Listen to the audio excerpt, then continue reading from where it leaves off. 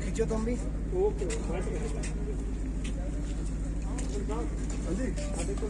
वाला आएगा माइक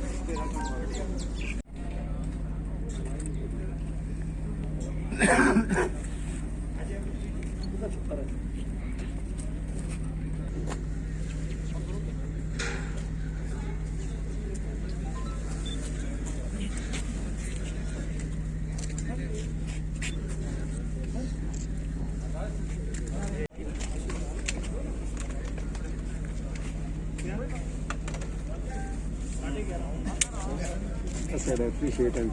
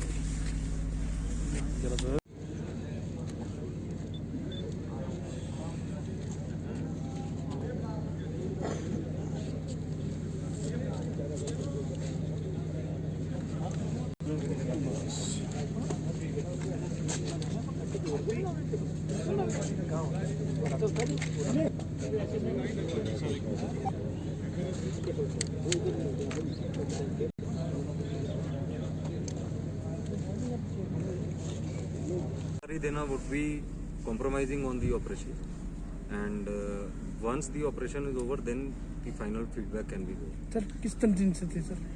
अभी इनका इंटरोगेशन वगैरह the process is on.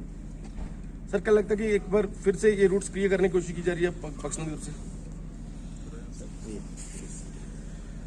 और जम्मू एंड कश्मीर पुलिस द्वारा किए गए एक सफल ऑपरेशन के बारे में बताना चाहता हूं। जैसा कि आप जानते हैं, आतंकवादी लगातार आतंकी गतिविधियों की कोशिश करते हैं, जिसे हम नाकाम करते रहते हैं। इसी सिलसिले में 4 दिन पहले 9 दिसंबर 2020 को 2-3 आतंकवादियों के हमारे इलाके में होने की खबर मिली थी। इनको हमने ट्रैक करना शुरू कर दिया और लगातार ऑपरेशन जारी रखते हुए इन पर दबाव बनाए रखा। ये आतंकवादी लगातार कोशिश कर रहे थे कि हमारे सर्च ऑपरेशन से बचकर निकल जाएं और या तो साउथ कश्मीर में चले जाएं या डीडीसी इलेक्शंस के अंदर बाधा बन सके। आप जानते हैं कि इस इलाके में काफी बर्फ है, तो हमने कि ये जो आतंकवादी हैं ये निकलकर नहीं निकल पाएंगे। हमारे ऑपरेशंस ने इस पूरे इलाके को घेर लिया और इनके भागने के सभी रास्तों को बंद कर दिया। इनको हमने आखिरकार कुशाना के इलाके में घेर लिया और इनको सरेंडर करने का मौका दिया, लेकिन इन्होंने हमारी पार्टी पर फायरिंग शुरू कर दी, जिससे कि हमें जवाबी कार्रवाई में इन पर फायरिंग करनी पड़ी।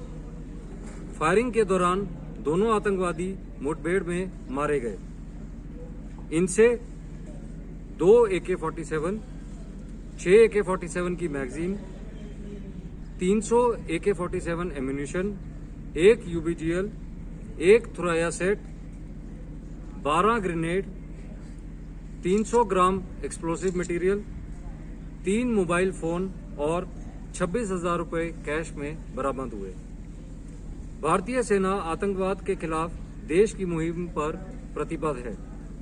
मैं पुलिस, सिविल एडमिनिस्ट्रेशन और तमाम इलाके की आवाम को शुक्रिया कहना चाहता हूं, जिन्होंने सही समय पर खबर देकर इस इलाके से आतंकवाद को खत्म करने में मदद दी। जय हिंद। खबर आ रही थी कि यहाँ पे टेररिस्ट मूवमेंट है। इसी सिलसिला में उन्होंने एक सिविल आदमी को भी अपने साथ लिया। सब्सिक्वेंटली जॉइंट एफर्ट से उसको रेस्क्यू कराया गया। उसके तहत मल्टीपल पार्टीज ने मल्टीपल लोकेशन पे डोमिनेशन करके एक ऑपरेशन लॉन्च किया, जिसके नतीजे में कुछ दिन के बाद डिस्पाइट इंक्लीमेंट वेदर ये ऑपरेशन कामयाबी के साथ पाइप मिल तक पहुंचाया गया।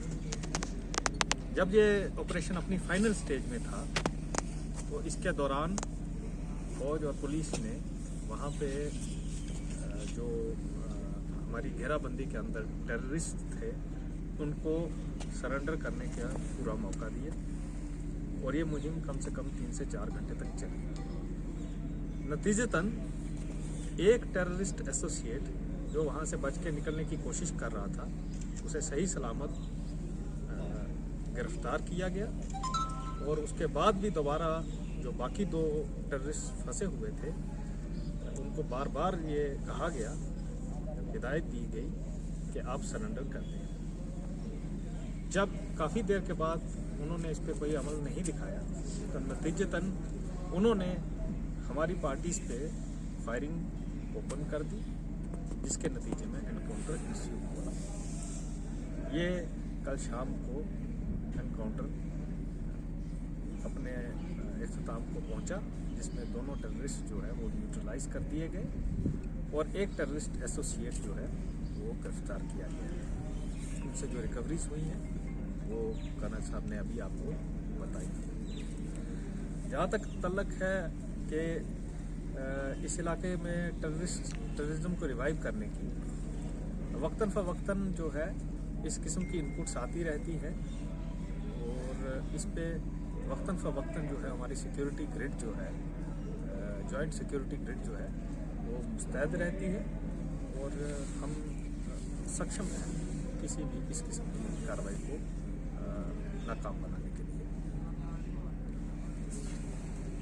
इनको हमने आखिरकार पोशाना के इलाके में घेर लिया और इनको सरेंडर करने का मौका दिया, लेकिन इन्होंने हमारी पार्टी पर फायरिंग शुरू कर दी, जिससे कि हमें जवाबी कार्रवाई में इन पर फायरिंग करनी पड़ी।